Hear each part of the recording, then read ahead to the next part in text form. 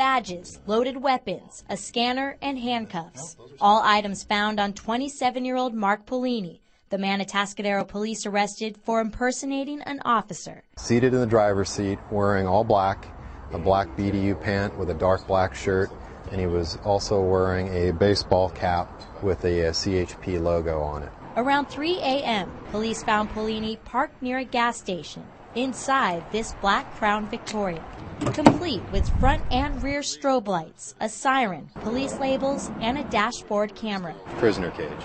What was particularly of interest or of note to us is the extent that this individual went to outfit his vehicle. More concerning not with the exterior but the interior. If they come in a uniform, I expect them to be who they perceive them to be. You know, I wouldn't be able to tell personally if that was real or not. To tell if someone is an officer imposter, check the lights. Real police always flash both reds and blues. You're allowed to ask for the officer's identification. And if you're still concerned the officer isn't who he says he is, call 911 and ask for the dispatcher for help. Also note the facial hair. Real officers are clean-shaven with at most a mustache. Mark Polini had a thin beard. An Orange County couple is behind bars. They're accused of impersonating police officers. Police say they were in what looked like a patrol car. Their big mistake was who they tried to pull over. A pair from Orange County, who the CHP says posed as cops, picked the wrong victim this morning to attempt to pull over on the 405 freeway in Huntington Beach. It was an off-duty sergeant from the Irvine Police Department who called 911 to say very early this morning, someone in a black Crown Victoria, which looks very much like a police car, tried to stop him, tried to get him to pull over by shining a blue and red strobe light into his window. The officer refused. He told the 911 operator that driver then flashed a spotlight into his window. The officer still wouldn't pull over, and then that driver raced past him. But officials say 26-year-old Armando Hernandez Perez couldn't get away. The off-duty sergeant followed him, still talking to 911. The CHP caught up with Perez and his 20-year-old accomplice, April Lopez Fabian. When officers searched the car, they found this: replica guns, flashlights, strobes, and a couple of wallets that belonged to someone else. Authorities can't speculate on a motive. Most enforcement vehicles, you're going to have a solid red light. However, a few good rules to practice during a car stop are not to unlock your doors or windows until you're certain it's an officer. Ask for identification and call 911 if there is anything suspicious. In Huntington Beach, Michelle Geely, CBS 2 News.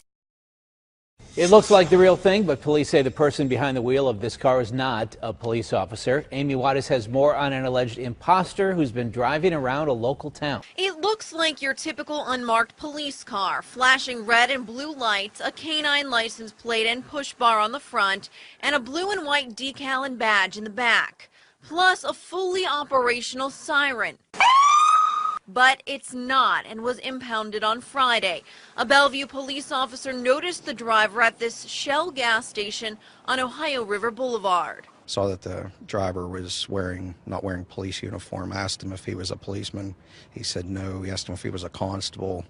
No. Police describe the driver as a white man in his mid-30s. They say he's from the Pittsburgh area and has a lengthy criminal background. He told police he was going to try and sell this kind of police equipment someday. Actually, a computer stand on the inside, everything that's consistent with our type of police cars. Actually, probably more lights than most unmarked cars would have. In the state of Pennsylvania, police say it's illegal to attach red and blue lights to a car and take it out on the street. The vehicle, a Ford Police Interceptor, is registered in the driver's name. Police say the driver could face serious charges if they find out he has pulled people over. The district attorney is now involved in this case. Formal charges have yet to be filed. In Bellevue, Amy Wattis, KDKA TV News. Now new at 11, accused of impersonating a cop. A Pasco County man is coming forward tonight to try and clear his name. Our Jacqueline Inglés spoke to Edward D'Agosta at his Hudson home and joins us live in the newsroom with more on his story. Jacqueline. Linda D'Agosta told me he has had run-ins with the law before and has always owned up to his actions. But this time he says he has no choice but to defend himself because this is a crime he didn't commit. I think it's bullcrap. Edward D'Agosta says all you have to do is look at him and you'll know he's not with law enforcement. I was dressed like this, scrubby. Last Tuesday, D'Agosta was driving by this Hudson bus stop when he says he noticed two drunk homeless men fighting. One was severely bleeding. He says he pulled over and pulled the two men apart. That also happens to be when Detective Kip Mello with the Pasco Sheriff's Office pulled up. As for what happened next, it all depends on who you ask. This Edward, as he called himself, he came up to me and says, what's your name? I said, Mello. He said, I'm Edward, I'm a deputy with Citrus County. I didn't say nothing about Citrus County or nothing. Detective Mello says D'Agosta went on to tell another responding officer that he'd been with law enforcement for 8 months. It's a lie. Mello says he didn't question D'Agosta's identity at first, but became suspicious the next day. That's when he says he found and questioned the homeless men. They reportedly told Mello that D'Agosta patted him down. They said something about he threatened to take him to jail. D'Agosta also denies that that occurred and wants his name cleared. And I believe myself because I didn't do none of that. D'Agosta is now facing charges of impersonating a law enforcement officer. He told me he looks forward to his day in court. Guns, questionable vehicles, and look-alike uniforms are under scrutiny. Tonight, the Call 6 investigators are digging into a Carmel-based security firm accused of police impersonations. The company says the claims are false. The vehicles, the badges, the uniforms all raised questions about Security Watch Alert Team. The Carmel-based company is accused of impersonating police by dressing like Metro police officers and driving vehicles with logos that read myprivatepolice.com. This is the first time ever that the private investigator and security guard licensing board was determining the legality of one of their own.